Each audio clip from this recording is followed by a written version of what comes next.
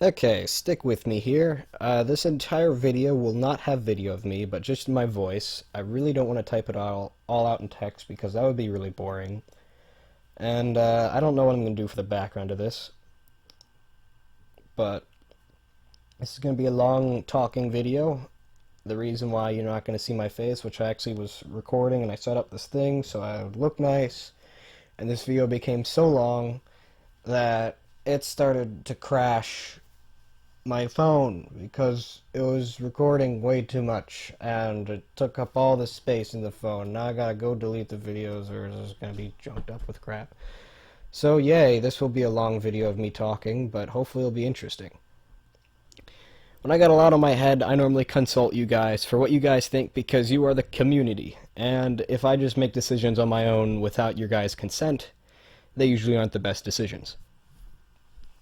So the biggest thing that's on my mind is my senior year in school is starting, and next year I'll be going to college, which will probably be absolutely time consuming. And that's a real problem, mostly because I've got 1 year left to do whatever developing I can. And after that, I feel like I'm still going to have some free time in college to keep on pushing with New Frontier Craft if I keep doing that. If. I don't know. It's the future. But I mean, New Frontier Craft, even going into my senior year of high school, the biggest problem with that stinking thing is it requires so much time and energy and just thinking because it's a very large and complex mod that isn't just complex on the code level, but it's complex on the philosophical level, on how I'm adding in things and if they do the right stuff. I mean, New Frontier Craft is really freaking complicated. And not only that, but it's a huge game that I have to learn the code of, and it's coded totally by someone else, and I have to dig around, and it's really a mess. Um, so I'm not gonna stop with New Frontier Craft's development, but it's going to be more in the background again, as Secure is coming along, and it really seems to be doing a good bit. Now, I will be releasing the server once the ad is out, which should be within the next few days. If not, like, tomorrow. But, uh, I'm currently going through a loop that I occasionally go through every now and then of being bored of Minecraft, and that's the reason why I have not been on the server at all, and I actually really haven't done too much with my free time with New Frontier Craft. I've been working on the ad a lot, though.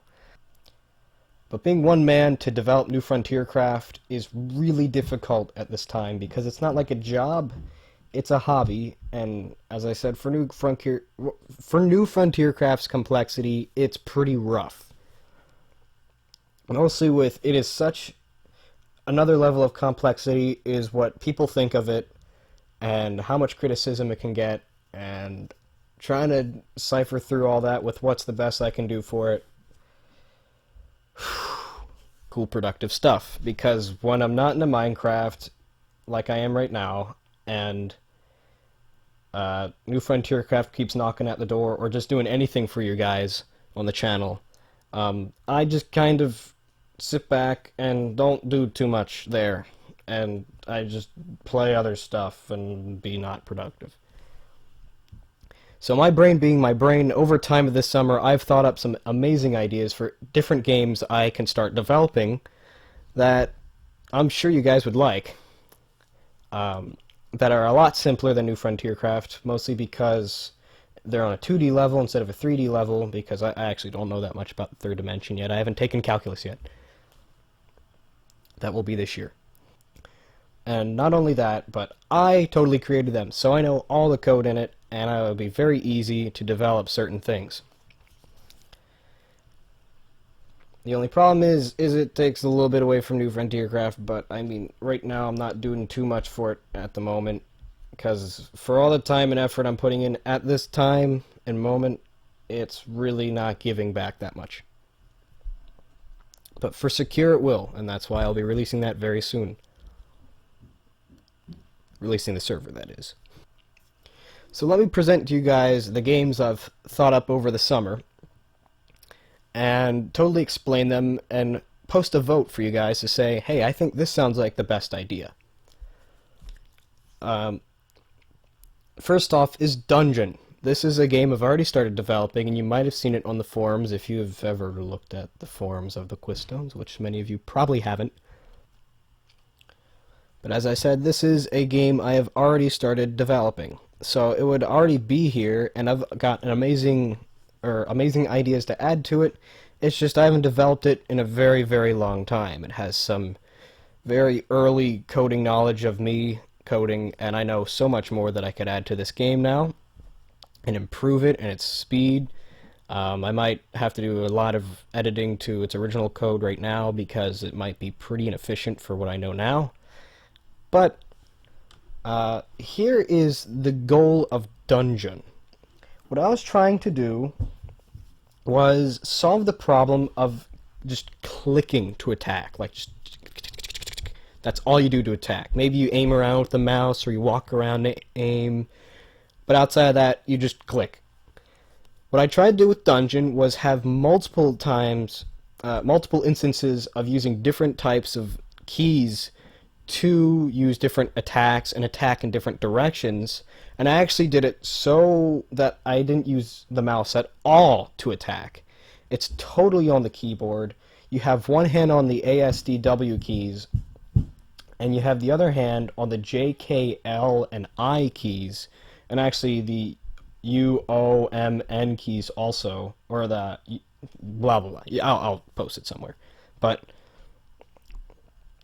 I mean, I added in this intricate attack system where you can attack in multiple different directions depending on the weapon you have, and you also swap around the weapons on Dungeon as you're fighting, like using Q, W, and E to select which weapon in your hand you're going to use. So, I mean, this really takes away from just clicking. It's actually fairly intricate, and the few people that have played it have told me this game is actually pretty addicting and fun to play. Because if you ever were on the forums and you saw Dungeon and you downloaded it, you were probably really confused because the only things that actually worked were the A and D, which is the back and forth, and the space to jump. Everything else would have just done really random stuff, and the mouse hardly did anything other than you could manage your inventory with your mouse. This was also a problem to solve when you just have a laptop and you want to play a game like Minecraft, but you can't really do anything because you don't have a mouse to attack with, so either you just set yourself in peaceful and don't really do anything on an attacking scale, or you try to do it in easy, but you get slaughtered because you're using a mouse pad on a laptop. The best you could do was turn Minecraft to peaceful and not fight at all and feel like you're being a cheapo, or you could turn it to easy and get slaughtered because you're limited to a mouse pad to try to attack enemies with. What this did was it moved all attack system to the keyboard and only uses the mouse to manage your inventory. So you could play it without a mouse at all. Or you could play it with just a mouse pad and have total capability in the game. So that's the interesting concept behind Dungeon. It also features randomly generated dungeons with different types of weapons that you can use in action and managing your inventory to figure out what's best in your hand at the moment. And it's quite almost a strategically, or maybe I should put it more as a tactically inclined sort of dungeon spelunker, or whatever that word is. Just exploring dungeons with fighting mobs and strategically figuring out what's best in your inventory and kind of synchronizing, or what's the word? Teaching yourself how to coordinate the best with the weapons you have in hand, using both the attack directions and your Q, W, and E tools to select which weapon you're using at once. And it'll have a theme sort of like Minecraft in the dungeon area, where it's going to be a little bit mossy, and with New Frontier Craft... Actually, no, ditch that. It's just going to have sort of a dungeony feel to it, and there might be different types of dungeons you enter, like a lava dungeon or a wonder dungeon. I don't know. It's very early in development, and everything else I'm going to talk about isn't even developed at all yet. Now, as an interesting twist to this, I might go into learning how to develop mobile games because everyone has a phone nowadays. And what Dungeon would do was is kind of use the concept I've built here and use just your fingers on your phone to explore a dungeon. And it would be a lot more immersive than your current mobile games. I've just found really limited controlling on current mobile games that are pretty popular, and because of that, normally they just go with strategic things like Clash of Clans. It's not really like an inaction thing. Dungeon would be an inaction thing. Computer or mobile, of course, mobile, I would have to learn how to do all that at first, but I don't think it's going to take too long. I already know a lot about Java, and I'm pretty sure a fair amount of Androids go off Java, so it'd be for Android. The next game that I have in mind will not be for computer at all, but will be totally for. What did I just say? The game I had in mind would not be for mobile at all. It would be totally for computer, and it was inspired by a mobile game on the Google Play Store called Cell Lab.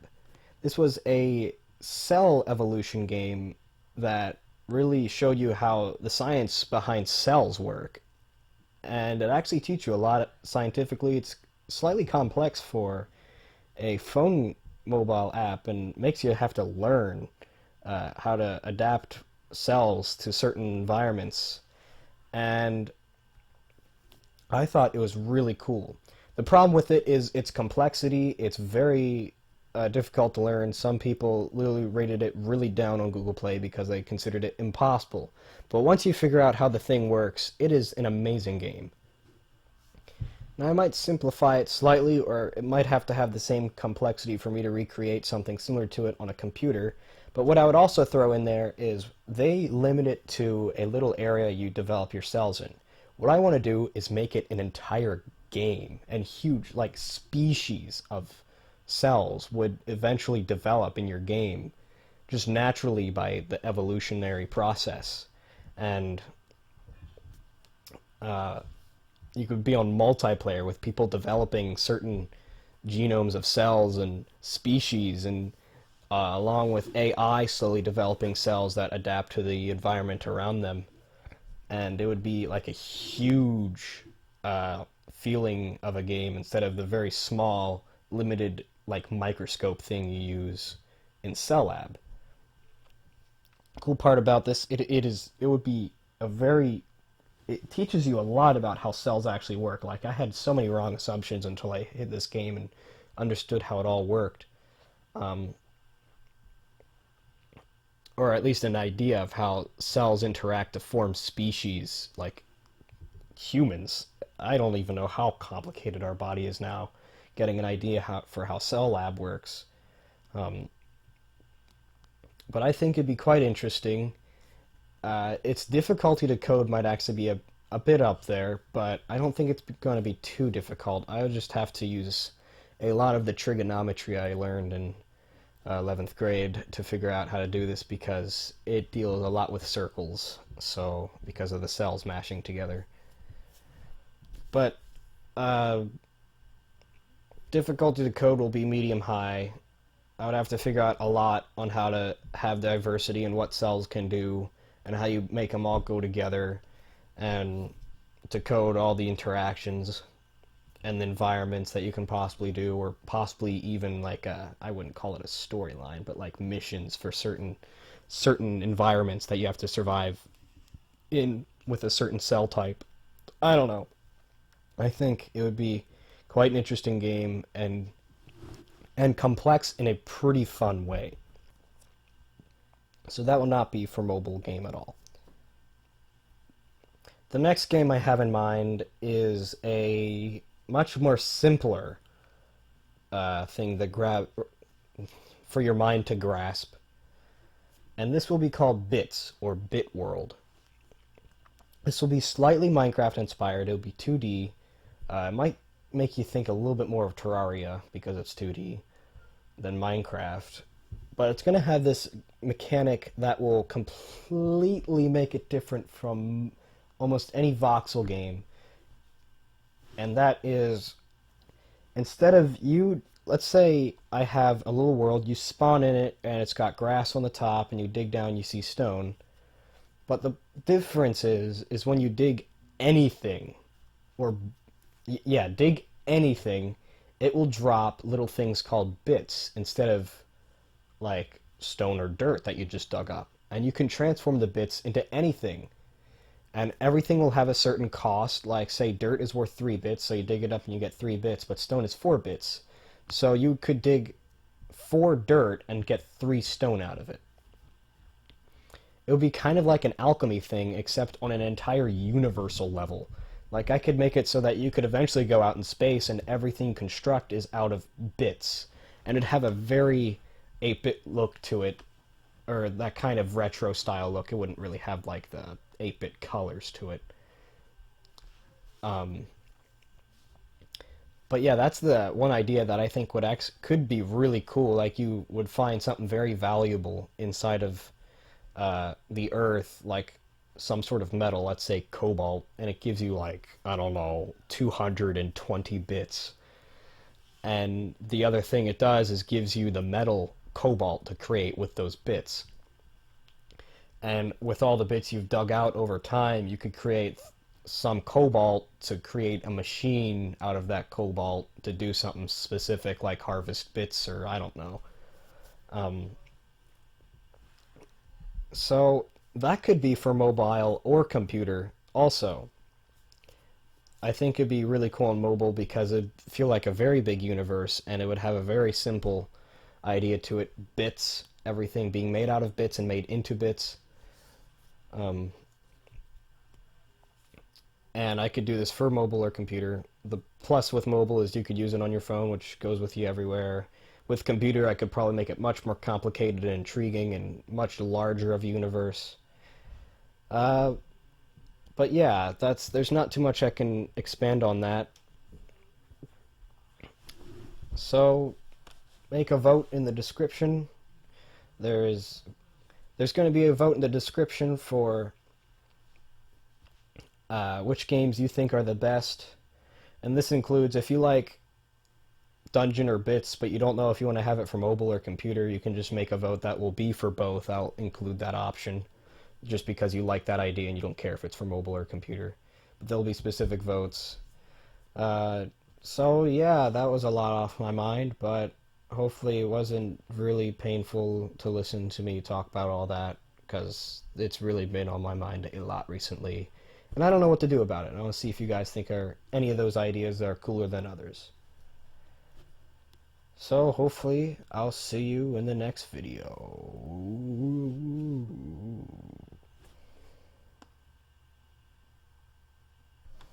Muhammad.